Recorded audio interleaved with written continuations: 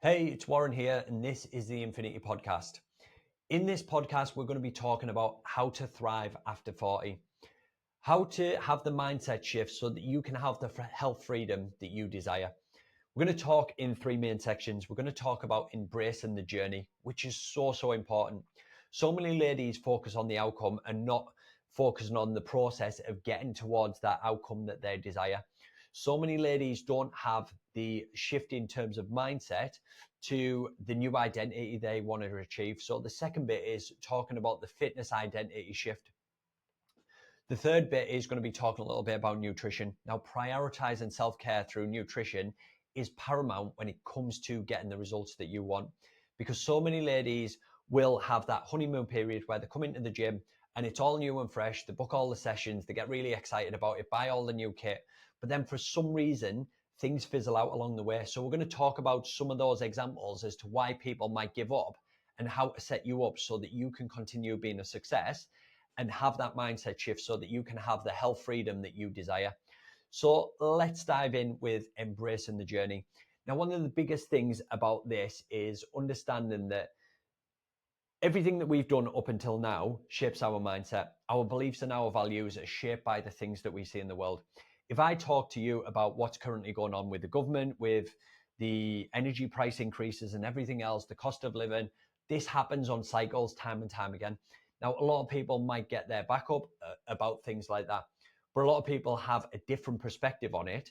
In particular, like different cultures. I can't believe I'm going into this on this podcast, but let's say, for example, transgender people in sport.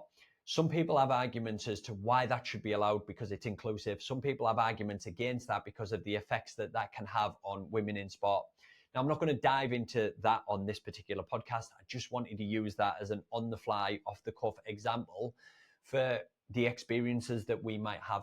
Now, when it comes to health and fitness, we need to understand where we're coming from in terms of our current health and fitness.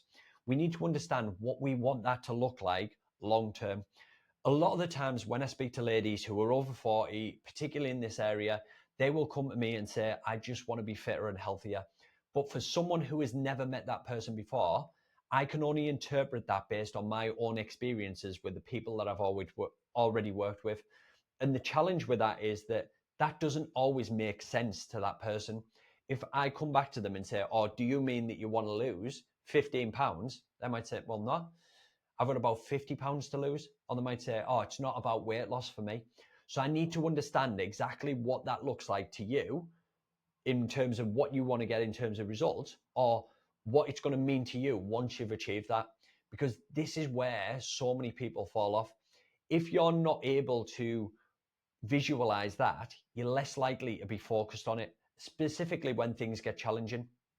A lot of the ladies that come to us who say things like that will start something and then give it up a couple of weeks in because they think that it's just not working. And one of the things that I found is that the easier we make it for someone, the less likely they are to be focused on it if we haven't done a good job up front of explaining that to them. And what I mean by that is I could say to someone, right, literally all you need to do is follow this diet plan and we'll help you lose 10 pounds in the next 6 weeks. That's going to be 10 pounds of fat. They'll be like, I don't think it's going to work like that. I've tried this before and it just doesn't work. Right. Okay. Why do you think it's not going to work? Oh, because I've tried it in the past. But have you done this particular one? No, I haven't done that particular one, but I've done similar ones. Well, anywhere that you go is potentially going to give you something like this in order to get the result. So where do you think the disconnect is? Because it'd be very easy for me to say as a personal trainer, listen, you haven't applied what you've been asked to, or you haven't implemented it in the correct way to get the result. But rather than say that to someone, I'd rather understand where they were coming from. For a lot of ladies who come to us, getting them started is the first thing.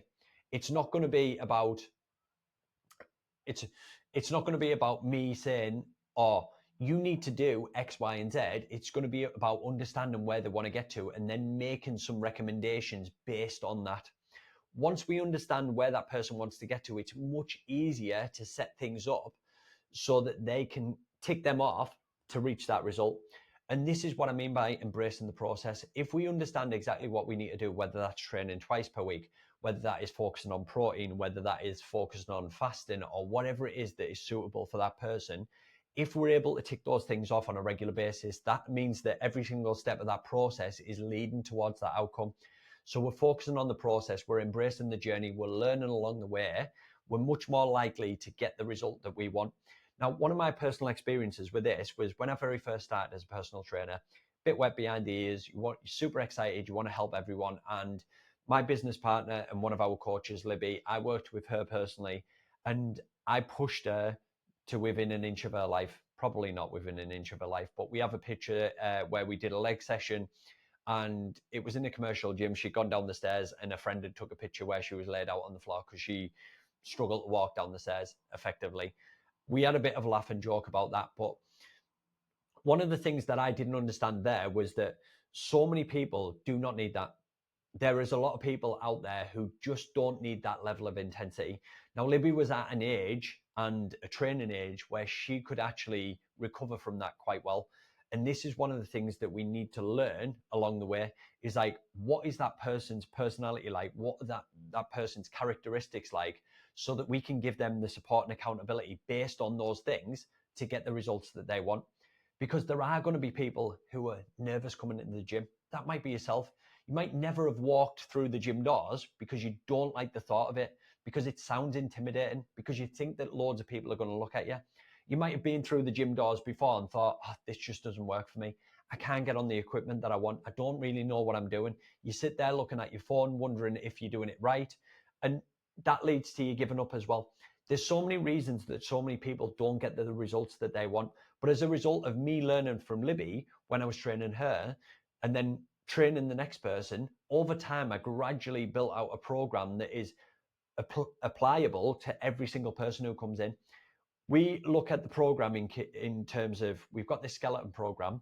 How we're going to program it is based on the individual. So although we have a screen up and we have some exercises on that, it doesn't necessarily mean that everybody is going to do that. In particular, one of the stories that I've got to share is a lady who's called Liz, who came to us after having a knee replacement. She could barely bend her knee. She could not kneel down on it on the floor. And one of the ways that we had to adapt the exercise for her, this is quite funny now. I thought I had a video of this, but Liz was on one of the bikes, and one of the things we had to do so that she could actually turn the pedals was lift the bike onto the highest possible setting. Now, if you imagine someone sat on the tiptoes and just pushing that pedal around, it was quite funny to watch.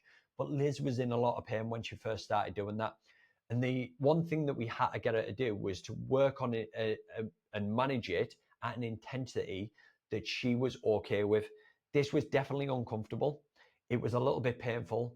But because I've worked in rehabilitation, I was able to specifically work with Liz to help her overcome that. Now, since that point, over a year ago, Liz has since been able to jump on boxes. Now, most people who have a knee replacement, they probably recommend that you never ever jump again, that you never run again. But it's individual to each person. Now, I'm not saying that every single person who's had a knee replacement can do those things, but we'll set someone up for success based on what they want to achieve. And this is set up from the very first time that we speak to you. When we jump on the call, we ask you why it's important to you. You want to lose weight, you want to get healthy. Why is that important to you? What impact is it currently having on your life, the way that your health and fitness is? Once we've got into that, we can talk about the vision for the future. What impact do you want it to have? For me, it's being able to play with my daughter. I'm 39 now. She's 1 in 2 weeks.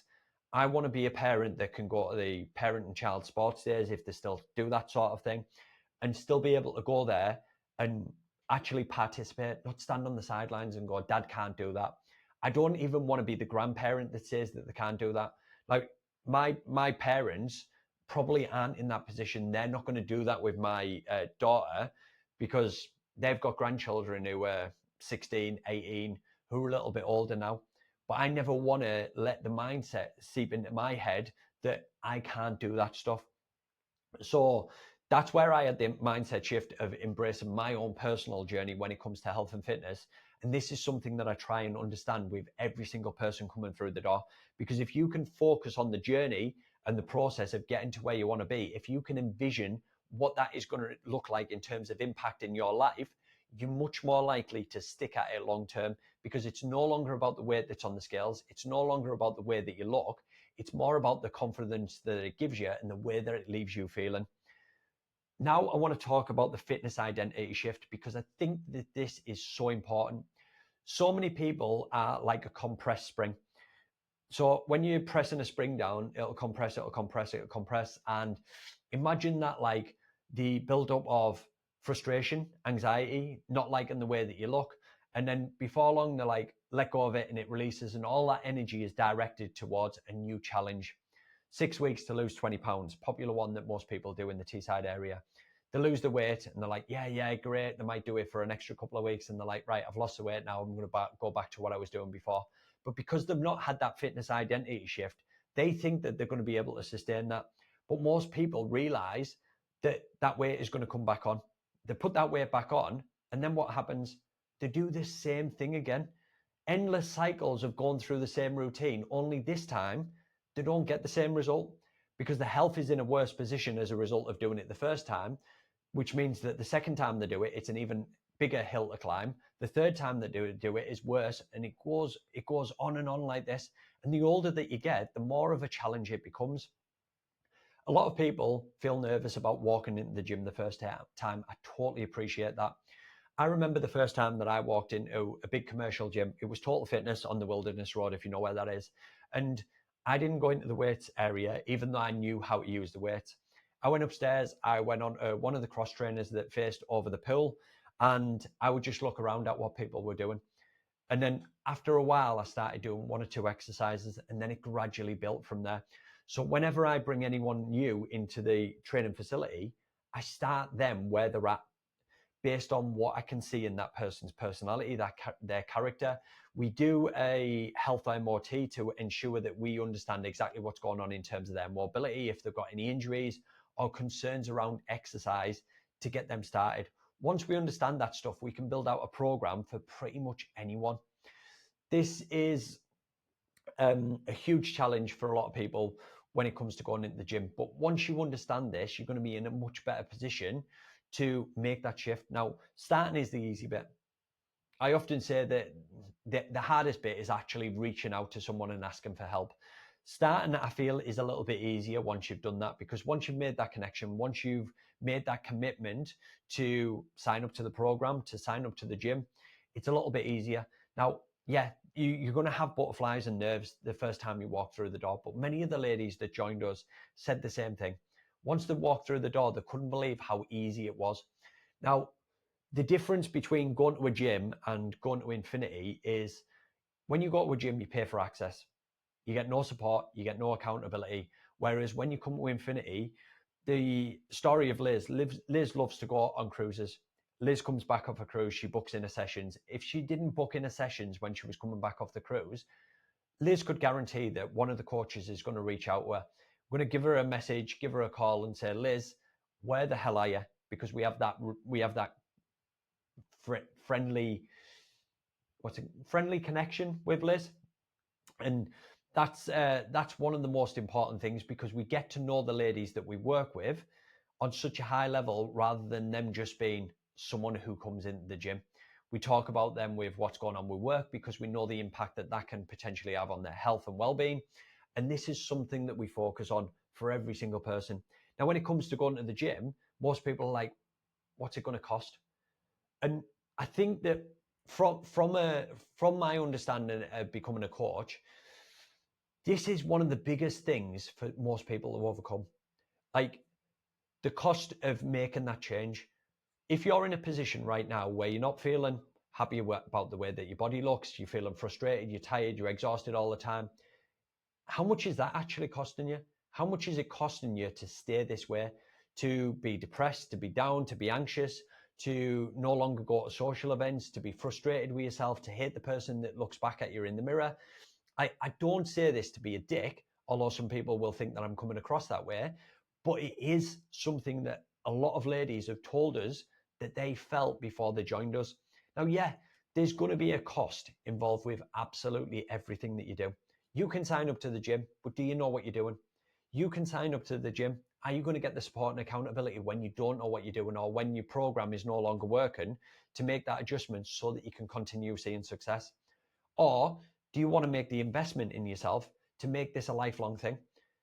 The majority of people who are watching this, you might have health insurance, watching or listening. You might have health insurance. Now you're paying into something there that you might never need, although you probably will at the end of your life, but you might never need it in terms of passing it down to your family, because you're there for pretty much all of their life until they grow up. The problem with a lot of people when it comes to health and fitness is they don't want to spend a lot of money, but they're spending a lot of money in other areas of their life that's not conducive to their health. All the time their health is declining. Then when it gets to the point where it becomes so bad, they start looking for things that are quick fixes. Pills, a Ozempic that is a big thing right now, and ways that they can make a change really quick. Now, the things that you can't see are the things that are going on underneath, particularly for ladies over the age of 40. You've got osteoporosis, you've got sarcopenia. So if you're not physically active for a long period of time, those things can have a huge impact on your functionality and your ability to maintain your independence as you get older. Now, those might not be things that are at the forefront of your mind, but this is the forward thinking that we help our ladies to understand. You're essentially paying into your pension pot right now. You are paying into a health pension pot right now if you're doing a health and fitness regime. If you're not, you're just letting it slide. You're just hoping that things are going to be okay. But we know that things aren't okay. We need to have that level of security in our mind so that we can be the people that we want to be. I do not want to be in an old people's home.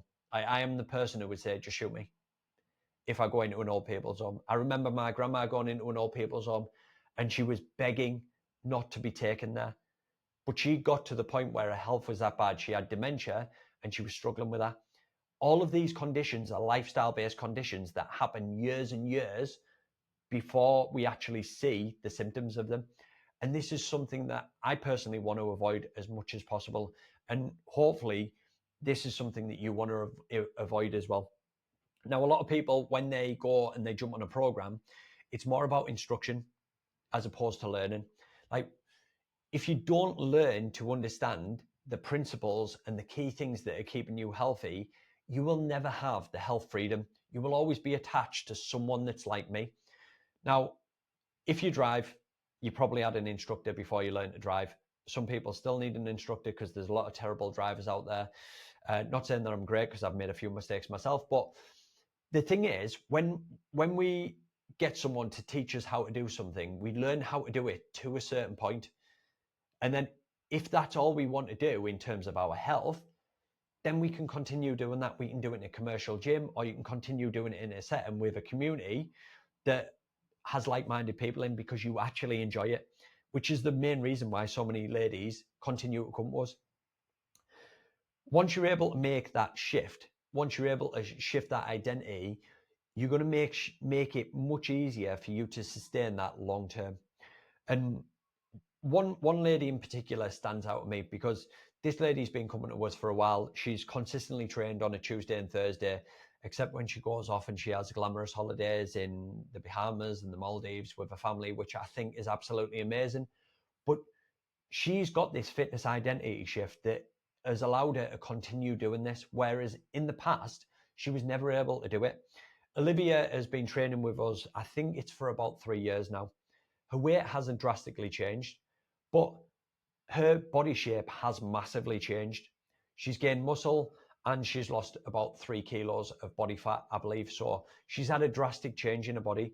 But this shift in identity means that she no longer has to fight with herself to come to the gym.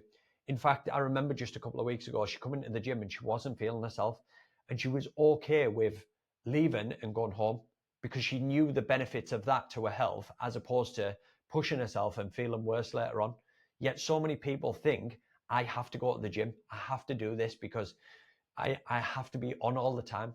I've worked with ladies who've been all or nothing, that have pushed and pushed and pushed in the gym, got the results, then left the gym, gone on and done the next thing after having a period off, had to push and push and push to get the result again, left there, gone to another personal trainer, pushed and pushed and pushed, got a result, left there, cited that it's too expensive. But those people who yo-yo never really have that identity shift as someone who gets the results, because they're always focused on the external. Now, finally, I want to talk about the nutrition aspect of it, the nutrition aspect of self-care. I think this is one of the most important areas when it comes to mindset, because so many people struggle with understanding this. There is, in my opinion, a very limited amount of wrong when it comes to your nutrition. There's only what's right for you. Now, the majority of people who look to go on diets will follow someone else's diet plan. And this goes back to what I said earlier about instruction versus learning. If you're always instructed, you're always following someone else, you're always a victim, or you're always a slave to their plan. Now, Slim World Weight Watchers, they have point systems in order to get you a result, but they don't really teach you anything about long-term sustainability. You can have all the pasta, you can have however it works. But having a mindset shift around nutrition is so important to having lifelong health, because you no longer feel like you have to abstain from having alcohol, from going out and enjoying yourself, from having a palm even. Those things are delicious. A lot of people will focus on an all or nothing mindset. Whereas if you can make the shift to fueling your body for health, for performance maybe, this is going to leave you feeling 10 times better overall. It's going to leave you with less risk of getting ill.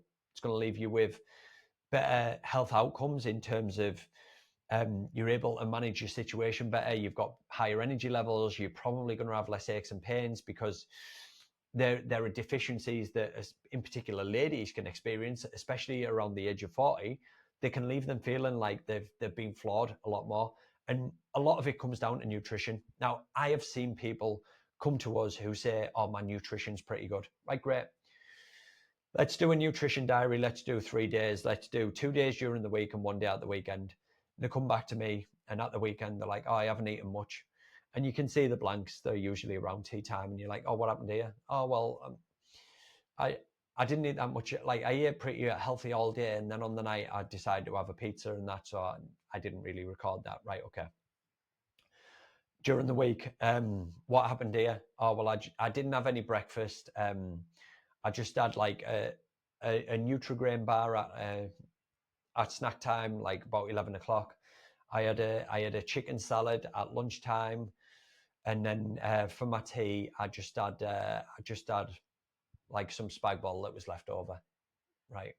And then on the other day, it's more or less the same. Now, when we look at someone's nutrition like this, the first thing I'm looking to break down is how much protein they're having. And this is probably one of the most ridiculous things. I don't know if this is like nationwide, or if this is just in the Northeast in particular, but the majority of the ladies that we work with have less than the minimal amount to maintain health. If you're not aware, when it comes to protein, the government guidelines for protein are 0.8 grams per kilo of body weight. And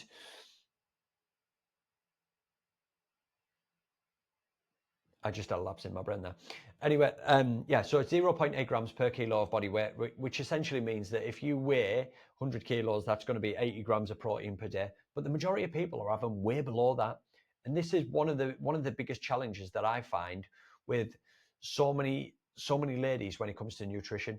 They think that they're eating healthy by reducing what they're eating. They're having Ryvitas, they're having rice cakes, which are disgusting, by the way. They're awful things. They're having all of these really light snacks, but then in the evening, you'll find that they're binging on food, and none of that is conducive to their health overall. Now, if you're losing weight, whatever, you can lose weight provided that you're eating in a deficit, and hopefully you already understand that, because that's one of the key principles when it comes to nutrition. If we're looking to lose weight, the primary thing that we need to focus on is being in a calorie deficit. Once we've done that, we can start focusing on nutrition in terms of nourishment for the body, so that it supports health around that diet. The one of the biggest shifts that I've seen in one of our ladies is Stacey, and I shared a story with her recently on our Instagram about how she'd ran a PB in it was just under 5k. I think it was about 2.6 miles, and she'd said to me previously that she wasn't able to run a PB off a previous run. Now, Stacey's one of these ladies who could literally go out and push herself every single time, even if she was feeling ill. And this is where the spectrum of coaching is very interesting for me, because often we'll have ladies that are on this side who are very nervous about, on my left side, about coming into the gym, about exercising, because they think that they're going to hurt themselves. They're not sure about it. They're very reluctant to push the weight. And then I've got someone like Stacey on the other side who is very interested in pushing herself and seeing results, and she wants to see those results as quickly as possible. So she's always on it. She comes in morning and night. She adapts her training sessions based on her lifestyle. So if she's busy at work, she'll change the sessions, and she's very adaptable in that sense. Now, when she went out for this run, she said she wasn't able to hit a PB. Just by chance, the next time we went out for the run, we had two coaches. So I said to the other coach, Bradley, I'm going to run with Stacey. I'm going to try and push her to see how fast we can do the run. So we went out for the run. She talked in previous runs quite comfortably going round. In this run, she talked for a little while, and then you could hear the breathing was getting a little bit more laboured. She was saying maybe one word every couple of breaths, because it was really challenging for her. And she was getting to the point when we were running where she was saying, "Oh, I think I'm going to have to stop." And this is where as a coach, it becomes very important to listen to what's not being said as well. Because in her head, she was telling herself that it was okay. But I knew from Stacey's personality, from working with her for over a year, that I could still push her. I was like, Stacey, you're doing this. So I just give her feedback on the data that we had. I think at the time, she was running about 9-minute miles. And I was like, look, we're going to get to this point. And if you want a visualization with this, if you know where the Morrison's depot is, where they're bringing all the stock and stuff on Portrack Lane, we were along there. And there's two bus stations down there, Delta, and I can't remember what the other one is. But anyway, I said, right, when we get to the second depot, which is the one after Delta, we're gonna hit the road. And once you hit the curb on that side, you're going to sprint the last bit. Now, this sprint is probably only about 150 meters maybe. But what I wanted to do is I wanted to build her confidence when she was exhausted, so that she knew she could push and she had a little bit more left in the tank. Now, I don't do this to everyone, but because of how Stacey's been able to adapt, it was something that we're able to push harder and harder for. And one of the things that was underlying all of this is Stacey has been really receptive to learning more about her nutrition. Recently, she used a meal prep company in order to fuel herself, to make things a lot easier, which I personally would use myself. Meal prep companies, I think, are really helpful in buying back our time, specifically if you're someone who is super busy but wants to get results. And one of the things I said to Stacey is, it takes away all of that level of effort of thinking, oh, I need to prep the meals on a Sunday, specifically because she's got kids. She's a busy mum. If you've got that time to work, but she started to focus on that. Now, I had a look at her InBody score as a result of doing that over the course of the last few weeks, and Stacey got a little bit frustrated because the amount of calories that she was having within some of those meals was slightly different on different days. And I said, listen, you have got to trust the process, which is what I said at the start. It's part of the journey. So we had to revisit that stuff. This is where the accountability and support comes into that. Now, when I looked at the InBody score that Stacey has, if you don't know what InBody is, it's essentially a scanner that we use in the gym. It is a very high grade scanner, which you hold the handles, place your feet on the plates, and it will tell you how much muscle mass you've got, how much body fat. It tells us more about your bone density and things like that, but we don't generally use that stuff. But Stacey, since she started, has only dropped about 2 kilos in total. Alongside that, she's gained about 2.3 kilos in muscle mass, which is essentially about 5 pounds. Fat mass that she's lost, she's gone from 21.6 kilos to 17. So she's lost 12 pounds of fat mass. Now, just bear that in mind. So when someone says you can have someone who is the same weight, but looks totally different in terms of body, the before and afters for Stacey, and I mean, we don't push out this stuff a lot because I think this is so important for you as an individual, a star, and to look at yourself. It's not something that I like using personally as an advertising slogan. I know a lot of gyms do it out there successfully, and I have no problem with that. But one of the things I don't like to do is to share those things, because that is your personal journey. If someone shared it and tagged me in it, then yeah, I might share it. But for the most part, I think that the numbers are where the important things happen. The pictures where we have people who are enjoying themselves on a night out is where we sort of prioritize our social stuff, because I think that's what we look for as a gym. We want people to have that health freedom, that they can still go out and enjoy themselves. And Stacey definitely goes out and enjoys herself because she loves to sing along. She gets very giddy. I dread to think what the Christmas social is going to be like this year. But yeah, so I mean, those are some of the things that we need to sort of understand and shape. And when it comes to nutrition, we need to look at it in a different light. We need to look at it about less of it's about weight loss and more about how it fuels our body to get results, particularly if you're over 40, because it becomes so important to make sure that you manage that in an adequate way. If you're not getting enough protein, and you're not doing exercise, you're probably going to be losing muscle mass at a faster rate. Now, I mentioned previously sarcopenia. I don't want to dive too much into this stuff because I don't want it to be a scaremongering thing, but it is something to be aware of. It is something that a lot of ladies face on a regular basis that becomes a big challenge, and it becomes something that leaves them feeling less of themselves. They're aching more, their joints just don't feel the same. They find day-to-day tasks more of a challenge. And when I get someone to jump on the InBody scanner, like Stacey, I have had cases in the past where people's muscle mass has been really, really low. And then they get frustrated because they think, oh, I want to lose weight. Now, the primary thing to do here is to give that person exactly what they want, focus on losing weight.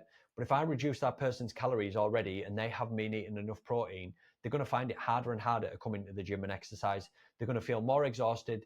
They're less likely to do stuff at work. They're going to get frustrated with themselves. And all the time, they're constantly battling with their own physiology in order to make things work, to get that result. And then when they give up and quit, that leaves them in a worse position overall.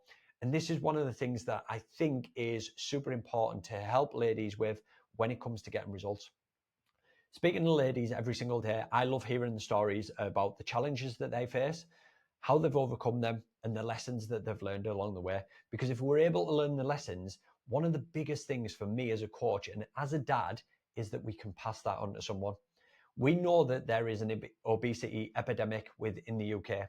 More and more people are getting heavier and heavier, but seemingly more and more people are eating less and less food. We're less active. We have less of a healthy mindset around things. More of our mindset is shifted towards the quick fixes and the easy solutions that we can get along the way. But realistically, there is no easy solution. We don't know what those outcomes are. And I think if we can shift our mindset to think about how this not only affects us, but how it impacts our life and those around us, we're much more likely to stick at it. So that's pretty much it for this podcast. I have so much that I would love to talk about on this. And I think that one of the most powerful things that you can do is have a mindset shift around it.